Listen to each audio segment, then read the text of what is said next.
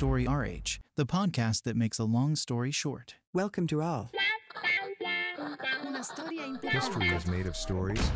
In this episode, we'll be talking about potential, performance, and compensation. You're probably familiar with the 9-box matrix or 9-box grid, an assessment tool developed in the 1970s by General Electric and McKinsey, used to assess talent as a combination of potential and performance. These two concepts are different, but both are an integral part of talent management, which leads us to the question of the link between performance, potential, and compensation. So, how should potential and performance factor into a company's compensation policy? What's the story? Potential looks to the future, towards some sort of promise not yet fulfilled, while performance looks to the past and by definition cannot be repeated. Performance is a factor that dictates compensation. But past performance is no guarantee of future performance. Performance is assessed on the basis of a past result and is by definition tied to a specific situation and context, which makes it variable. So, we can reward that performance through some sort of variable compensation. If we rewarded performance with an increase in a person's fixed salary, that could soon cause problems if the performance was a one-off. It's a common problem. Sometimes, managers will notice that an employee has not had a raise for a few years and will go ahead and bump up their fixed pay based on their performance the year before. But that kind of approach doesn't reward performance.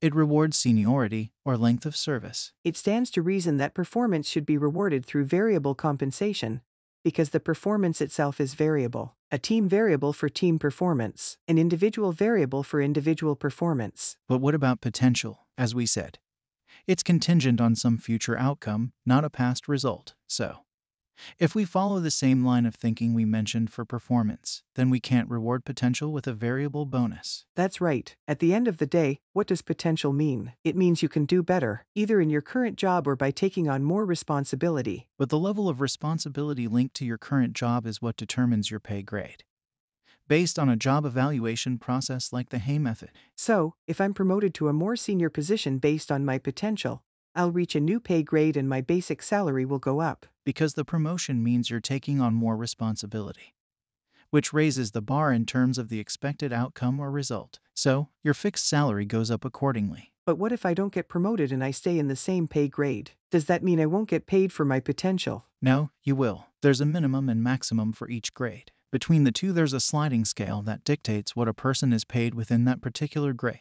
Some companies apply those criteria based on seniority or length of time in the job, maybe because that provides some sort of reassurance and reflects an ability to do the job well. It's basically about a person's maturity in the job, the extent to which they know the ins and outs of the position. Okay. So we need to determine whether a person is new to the job, whether they've been doing it for a while or whether they're excelling in the position. Saying a person has potential suggests they should be at the higher end of their bracket, doesn't it?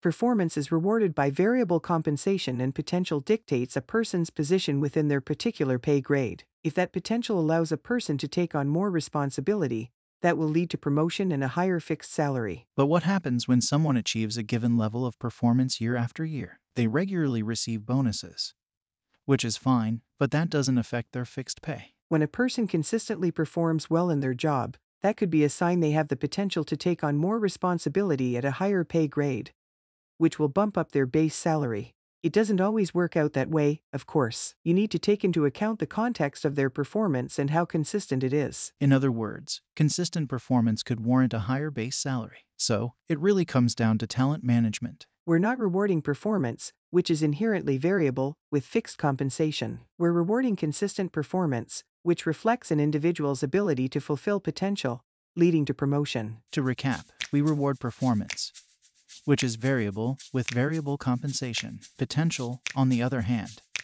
is reflected in a person's position within their pay grade, or through promotion, which raises their base salary, and consistent performance in the same job indicates potential, which can lead to promotion. Is that right? Exactly right. Way to make a long story short. Story RH, the podcast that makes a long story short.